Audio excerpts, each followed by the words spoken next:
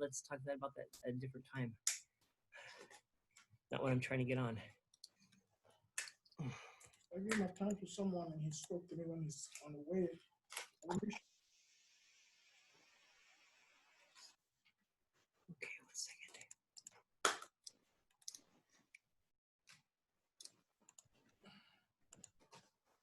Ah, you're back. Yay. Okay. Yay. Hello, Anna. Hey. Hello. It's good to see you again. Yeah, it's great to see you. Nice to see you. Okay, good. Yeah, so we're both tired.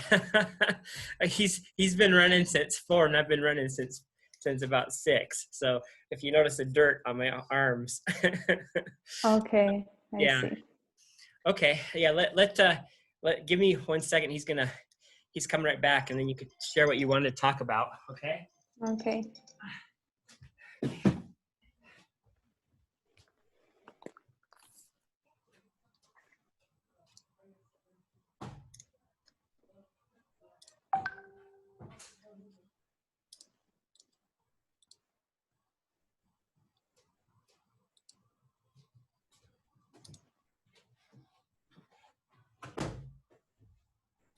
Hey, Jude. So, how was your week like? Yes? Okay. Okay. Uh-huh.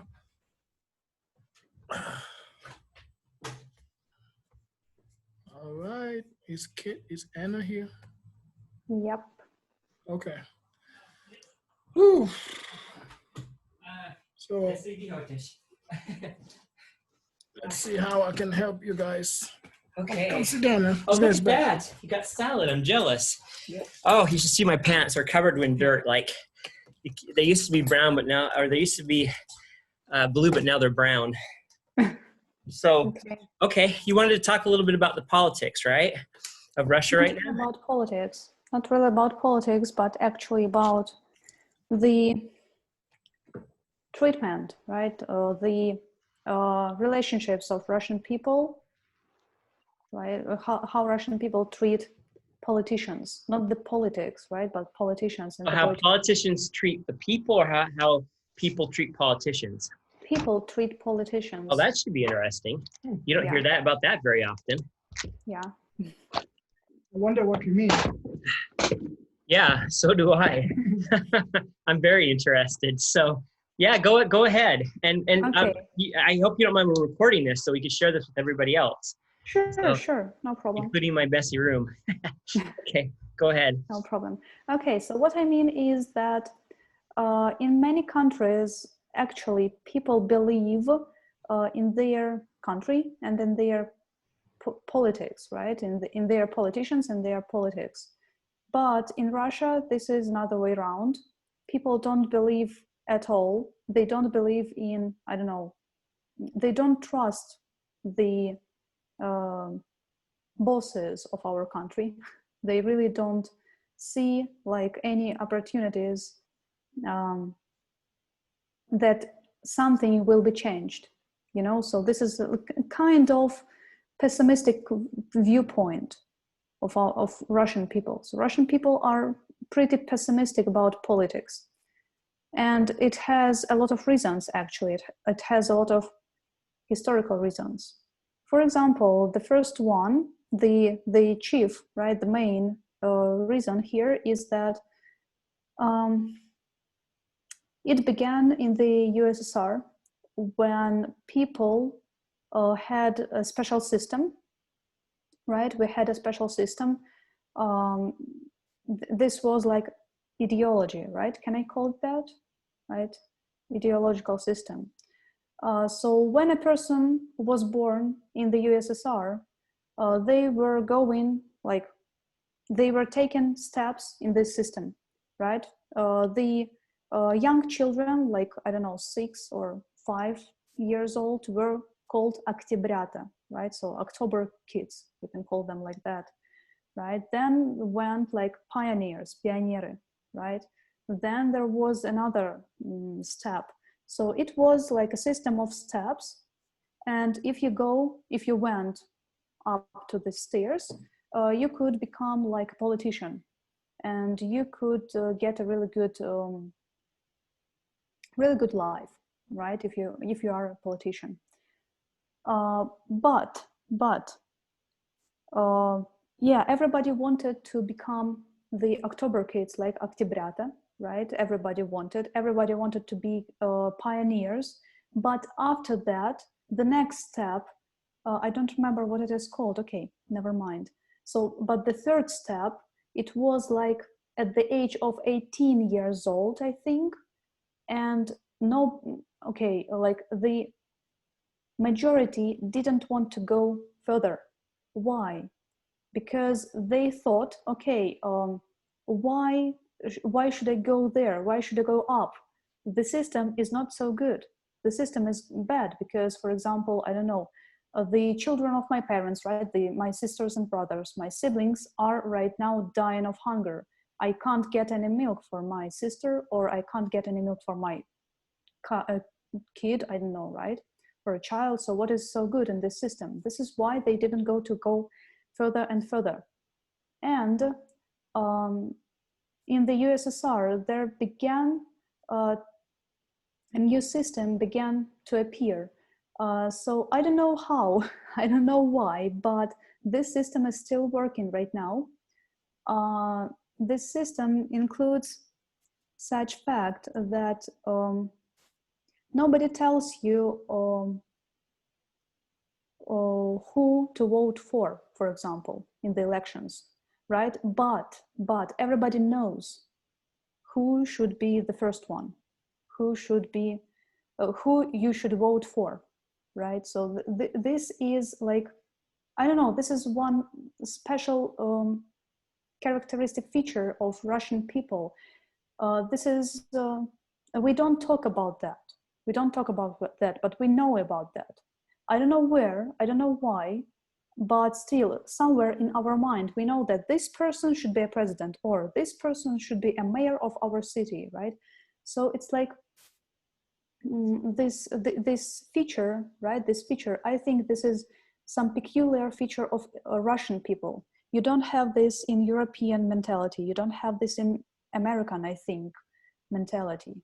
Mainly in Russian and in like post-USSR countries, in the Ukraine, in Belarus, right, or Belarus. Hello. Okay. And so post-Soviet Union area, right? This is where people just have in mind what they should do. So we don't believe that anything can be changed, because in the USSR, the chiefs, right, the bosses of the country chose everything for us, right? They chose everything. They said, okay, you can tell us your opinion, but it doesn't change anything, because we already know what we should do in the future. We already have the plan. We already have decided with the professionals. So yes, you can have your opinion, but it doesn't matter, really. I can't hear you guys. Your microphone is off. Can you hear me now? Okay, yeah, I can. So back to what you said at the beginning, when you said how people treat the leadership, my understanding from what you said is essentially people do not trust the leadership. And secondly, the leadership has decided for them until now. And there is basically, your opinion doesn't matter, basically shut up and like right now we have the 1st of July, I think we have the Constitution coming up. And I was surprised because we are still in the middle of the coronavirus. And then people are supposed to go out and vote. I don't know how, is it going to be online voting? And so I think I understood your point. So if we talk about that as a real, because you are speaking in general, okay? So let's talk about that in particular, right? This July the 1st, coming up where the Russian people are going to vote. What is going on? What do people think about it? I mean, the people you talk to, you know, how did they feel about it? How do you feel about it? You see, when you are talking about July the 1st, I'm just smiling because this is just circus.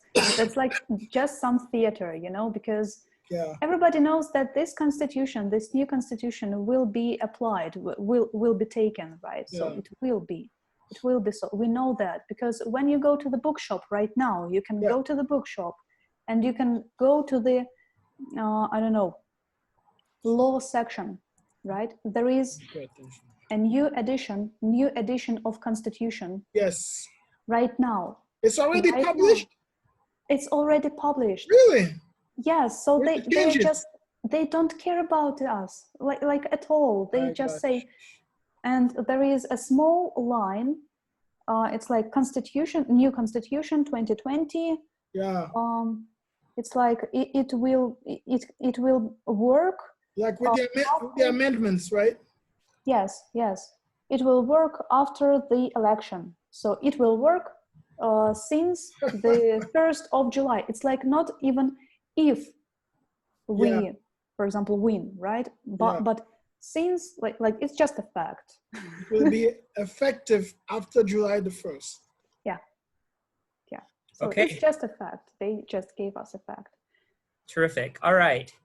So thanks a lot for the thought of the day.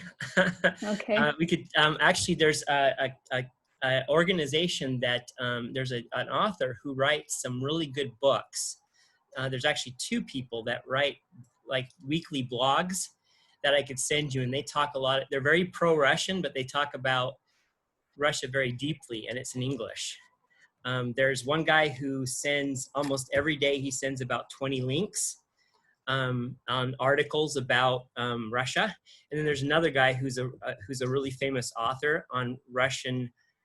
He's very pro-Russian, and I could send you that information. We could definitely talk about that again. So remind me, and I'll definitely send that to you if you'd like. Okay. To learn Okay. No English. problem. So Thanks. okay, terrific. All right. So let me see what we talked about before, and this is in the Agenda. and then the agenda. So again, the August 31st, 71 days from now, is when we're going to submit the first edition to the publisher. Okay. And so That's my birthday. it's your birthday, August 31st? Yeah. Oh, what a great birthday, huh? Yeah, I'll definitely remember that. Yeah. That's good. Yeah. Okay. So this is kind of important because you guys, you know, everybody comes up with good ideas. Like Alan was talking, I think you were talking about, well, we talked to each other about some subjects that you wanted to cover. I was thinking that July 1st, which is approximately 10 days from now, would be the deadline where we accept any new ideas for the book. We need to kind of close that off. So, Alan, do you have any ideas of like what you want to cover? Let me share the screen really quick.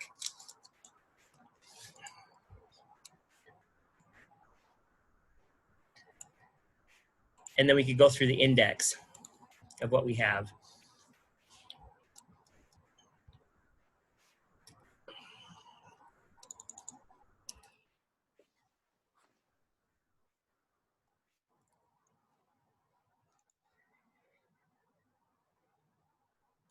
Okay, let's see here.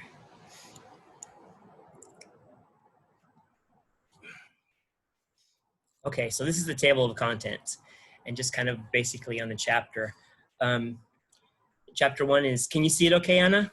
Yeah, I can. Mm-hmm. Yeah, and you're welcome to you could actually come in here and edit it while we do this. Okay.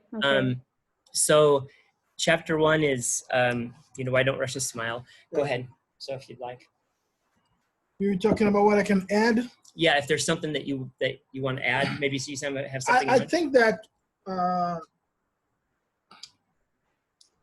I think that from in retrospect, when I look back at my marriage, okay, I was married to a young lady from Russia for 7 years and a half. Sorry, I just got my my borscht. Sorry. Okay. It's a lady here, spasiba. It's our landlady. Okay. Da, Yes. yes. She is so kind. She's so sweet. There's one thing I like about Russia is the Russian soups. Indica. It's Turkey. Indica. I think it's Turkey. Yeah, that's right. Da, spasiba.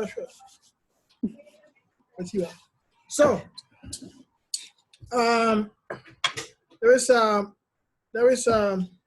there's an idiom in English that says the grass is always greener on the other side. You heard about it?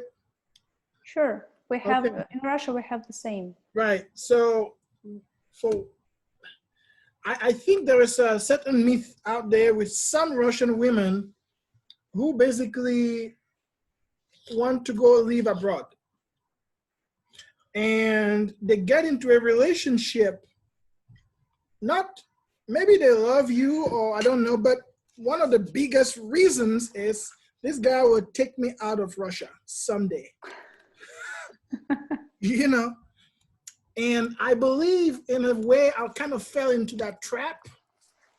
And I think the biggest test is you marry this guy and you live in Russia. Let's see if you really want to be with me or if you want to go to another country. Let's see. That's a real test. So maybe that's one thing I want to bring in the book.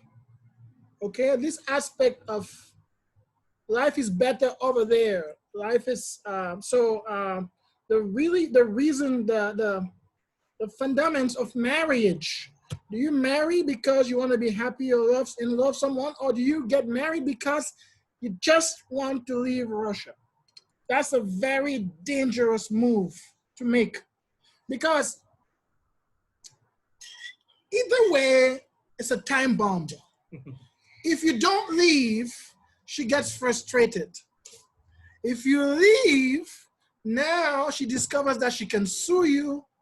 She doesn't need you anymore. Right? So I think that is a very dangerous thing to do. If any man, foreign citizen who is not from Russia, if you just have this thought that this girl is with me because she wants to leave Russia, it's a very dangerous relationship. That's kind of what I want to bring in. I don't want to, I don't want to, because my experience is unique, right? I want to talk about not my story.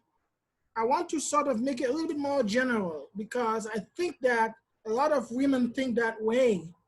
I don't really necessarily want to talk about the fact that my ex-wife cheated on me, all those things. I think I want to talk about this idea of I will be united. I will marry this guy because he will take me away.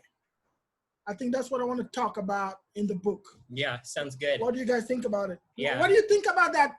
Is that an accurate characterization? Do you have this myth, this thing out there? What do you think as a woman? There is such myth in the society, in the Russian society, but I don't know personally, like people, like women who want to do that. So I know that there are such women.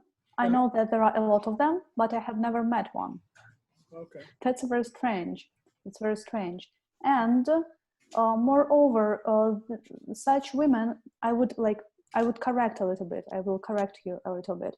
They want to date not just any foreigner, but they want to date a foreigner from a very rich country. It can be German, right? A German man, an American man, right. Maybe some Europe, like big, I don't know, expensive European country, right? For example, the United Kingdom, or like Spain or Italy. Okay, Italy is like the best country for Russian women. Really? Because Why? they think that Italian men are very emotional. They are like sexy, right? So they and always they are good looking. And Italy is like the country of sun, sun, of warmth. I don't know. So it's like Glamour. heaven. Yeah. What do you think about the future of that kind of relationship? It depends. You know, it depends on many factors. For example, if two people, you know, accept the fact that they have different mentality, they have different, I don't know, they grew up differently, right? So the man, I don't know, watched one kind of movies or cartoons in the childhood, right? Yeah. But the woman watched other things.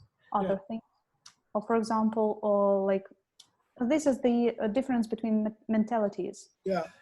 The mentalities are different, and you should accept that. If you can't accept that your partner must pray, like if he is a Muslim, for example, right? He must pray like 5 or 6 times a day, and you are really crazy about that. You say like, okay, why? I don't understand. It pisses me off, you know, like that. Yeah. That's like no future here. So yeah, so we definitely have some sections on that. We talk about dating and we talk about marriage. And I'll send this to you really quick. I'll send this to you a little bit later. There's a warning basically that's in one of these books, and it talks about the great things about Russian women, but you should definitely be warned. And there's a paragraph about it. So Word to the wise, yeah. yeah, word to the wise. So we could definitely go into that. So good. So we already have that information already in the book. Is there anything that you would want to add, Anna?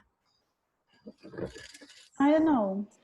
Maybe I haven't read this chapter yet, but if you don't have this information, we should probably include the fact that majority of Russian women got used to the fact that they are like the main person in the family, right? So they decide something. They decide everything basically. Lead, run the show. Yeah. The quote in Russian, we talked about that a little bit earlier. Was, you know, we actually talked about that in our Russian class. Was that the man is the head, but the man is the head and the woman is the neck. So right. Yeah, and we cover that extensively. Is there any other subjects that you wanted to talk about that you're really passionate about? No, I don't know. Not right now. Quick question. I have 2 questions to you. Okay. So we're talking about Russian women. What I've seen is that the big cities like Moscow and St. Petersburg, it's just like a different country from the rest of Russia. So now we are saying Russian women. Does that include women from those little villages and cities? That's the first question. What do you think? Okay. That's a tough question because, you know, it's like when somebody is asking about Russia or Russian people, it's like, okay, what is the weather in Russia? Russia is big, like, Yeah. come on, like that. Over there in Russia. Yeah. Yeah. But I should say that big cities, like, for example, like Moscow and St. Pete, they are more European, right? So they have the mentality closer to the mentality of European people. Yeah. Right. For example, it is a usual thing when two people, like a couple, go on a date, and each person pays for their own, right? Yeah. But in the traditional way, in the traditional view of Russian people, it's not quite correct. That's not good, and the man should pay, for example, right? Okay. So it's like some small things. So right so now, the book is mostly about the women in those bigger cities. Maybe there should be that small distinction in the book, because we are talking about, because Russian women is like, somebody told me the other day, Hey, Alan, I want to learn English. Okay, what do you want to learn? I want to learn grammar. Grammar is huge. So that was the first question. You guys would think about it. So because Russian women is so big, it's the biggest country in the world. You want to say something about that? Okay. I don't know what. I don't know what to say. You answered the question. So you said Moscow and St. Peters is more European than the rest of Russia, right? So what I'm saying is maybe we should include that in the book, that this is mostly about women in big cities. Okay, second question. So I've been around the world. I worked in 5 continents, and before I got married, I dated women from all over the place. Do you have any experience dating a man who is not from Russia? Was it the same? Anything you learned from it? Any experience from that? Yeah, I had once dated. I dated a man. He was from Syria. Okay. So he was a Muslim. Okay. And actually, that was not a very bad experience. I mean, like, bad or good experience. I don't have any good or bad experience, right? The experience is still experience. Yeah. What exactly do you want to What did you learn? Was it any different than a typical guy from Russia, or anything particular you remember, or anything helpful you got from it? Sure. I got a lot of things. Differences, similarities, that kind of stuff. Okay. So the first differentiation, right? The first difference here was the differences between mentalities. This was like the differences between mentalities. Okay, right? mentality. Okay. Yeah, mentality. So that was not a pretty, not a big deal, but still it was. I think that for him it wasn't a big deal, but for me it was a big deal. Because, for example, in Russia, we have a lot of jokes connected with our Russian culture, with our, Russian cartoons, right? We have a lot of citations from cartoons, from films, and we like to cite, right? We like to give citations from all such things, from the literature, from films, from everything. But when a person doesn't know that, you just, okay, I want to say that phrase, right? And this is, it describes how I feel right now, but I can't. Okay, what should I do right now? I have never been in such situation where when I can't use this phrase, for example, right? And okay, your brain starts working in another way. And you spoke in English with him, right? Yeah, we spoke mainly English, but he has been living in my city for 6 years already. So he speaks Russian pretty well. What's the name of your city? Again, please? Sorry? Excuse me, I haven't heard you. What's the name of your city? Rostov-on-Don. Okay, I've heard about it. Yeah, it's a big city in the south. Yeah. Okay. Okay. All right. So you could not have your usual jokes. The sense of humor was not there, right? Yeah, the sense of, okay, it was there, but it was like not usual, like in another way. And it was not as strong as it was with the Russian guys. Yeah. For example. You feel like, were you comparing him with you just said it was not like with the other, were you comparing him with the other guys, the Russian guys, or you were not really comparing him? I try not to compare people, of course. Yeah. This is my the zone of, So all right, sounds good. Yeah, thanks for all those updated ideas and such. Appreciate it. Yeah, definitely. You're welcome. So I'm just going through the WhatsApp message that I sent. So the deadline for new material, I'm going to talk to Belleville and see Justin and see if there's any more information that he wants to cover.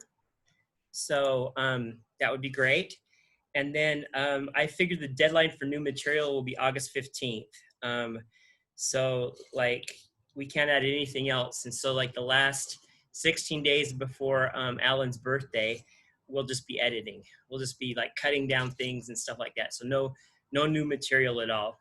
Let me see you big here again. Stop sharing. Okay, sounds good. All right, let's see. Should we allow new authors after August 1st? What do you think? It depends on, I don't know, what they are going to contribute to us. Yeah, okay. Okay, yeah, it just depends then. Yeah, it's just my opinion, like Okay, you're the boss here. sounds good.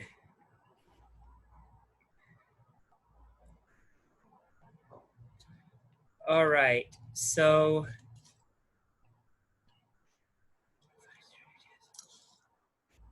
okay, one section that I was kind of thinking about this week a lot, which we could talk about, and I'll share screen with you again.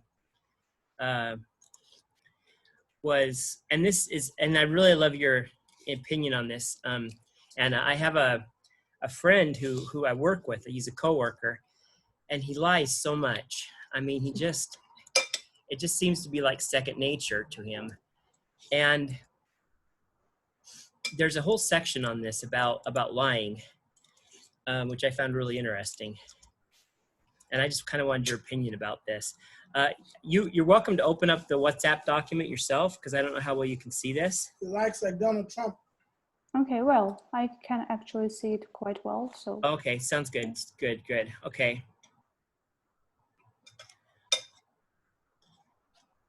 See, yeah, what it says here is that Russians fib.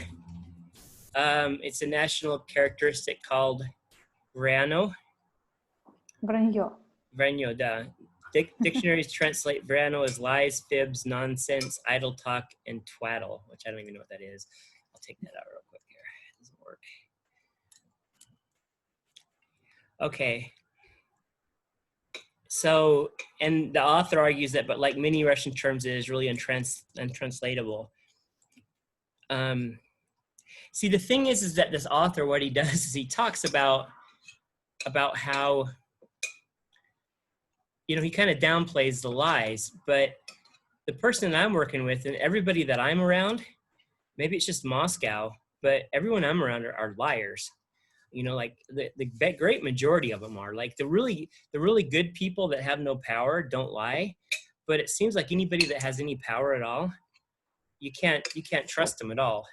And so this author, in certain sections that I included in this book, he kind of downplays the lie. Do you know what I mean? Understand what I'm saying by downplay? Mm-hmm. He kind of says it's not really that bad. What's your opinion on that? You know, yeah, I agree with you that the bigger the city is, the more Vranyo there is, you know. I like that. So you think it would be more, it's more in Moscow like that? Mm-hmm. In Moscow, it's like the epicenter, if you can call it that. It's like the center of fibs, you know, lies. Fibs. Like the center. Because fibs is kind of small, like fibs is minor. So in your experience, what's it like in Rostov? I mean, do people, not around your friends, because your friends and family, of course, they don't probably lie as much, but, or do they? I guess that's the question. Number one is, do your friends and family lie so much around you? And number two, do your friends and family lie around strangers? I actually, I'm not that kind of a person who would become friends with somebody who is lying. So no, I don't have any friends who are lying. I don't have any relatives, right, who are lying. They can like make more beautiful picture, right, of the story, for example, right? But they are not liars. They're not liars. If you want to become like the big boss or the bigger man, right, you should lie. You should lie. Yeah, you should. Not you must, right? You not like must lie, but you should. You should lie. Okay. Yeah, let me. I want to jump in and add Go one ahead. thing here. Yeah. Go ahead. I think that the Russian educational system has a culture of lying, what they call shpargalka. Hints. It's almost normal to cheat in Russian exams. I was sitting in my house 3 days ago. Put the big screen, please. And somebody calls me and they tell me, Alan, I know that you are a communications expert. You've taught English forever. Basically, I have my friend who has an English exam tomorrow at the Moscow Higher School of Economics, one of the most I see. prestigious institutions in Russia. Mm-hmm. You know it, right? Of course. So, okay, what's up? We need to write an essay, 250 words, and so on.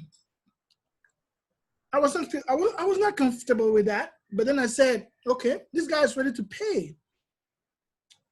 And then I said, okay, so for me, it's a piece of cake. How much do you pay? 5,000. I said, no, you're gonna pay 10. Yeah, and he did. Really? Yeah, he paid 10,000. And the next day we sat, because now the exam was online. So he was sitting there and he managed to put 2 computers in parallel. So I would get the task, I wrote the essay, and then his girlfriend will do the screenshot and send to him on WhatsApp or whatever. Basically, it's the culture of the educational system. And I think it starts from school and kindergarten. The standard of lying. Is that true? That's the impression I have. Because people talk about it and they are proud. Oh, I lied to the teacher. Oh, you're so cool. Oh, he didn't catch you. They take pride in that. They talk about it. In my country, it will be shame. We won't talk about it. You know? What do you think about that? Sounds really sounds real. You know, I have never thought about that, but it is like that. Yeah, we have a lot of we have the whole culture of hints, like what you call shpargalki, right? Unfortunately, right. And if a person is not able to use those hints, he's a loser or she's a They're loser. pins? You said pins? They will call you a loser, Hints. Hints. What? Hints. Hints. If they don't, okay. Oh, I see. Okay. right? If you can't do it, they will say you're a loser, right? You're stupid. Yeah, this is like my situation. I'm the loser. I can't use hints at all. Right. Yeah. Okay. Well, good deal. Well, hey, this was interesting today. I'm glad that we established the 2 things. We talked about. Maybe we can talk about the shpargalka thing, the culture of cheating in exams. I think it's very real. Yeah. to explain where the culture of lying comes from. It comes from education. So today we were just going to go for an hour. I'm going to get dressed right now. You guys can continue to talk. I'm done. I'm going home. Okay, yeah, sounds good. Because what's happening is like 5 minutes from me in Gorky Park, there is some candles that are being lit along the river, in memory of the of World War II, of the Great Patriotic War. And so okay. me and my it's gonna get dark at 9:18. And so me and my landlady are going to go over there right now. So that's why we just wanted to do an hour. I wish I was cleaner than this. Can't make it.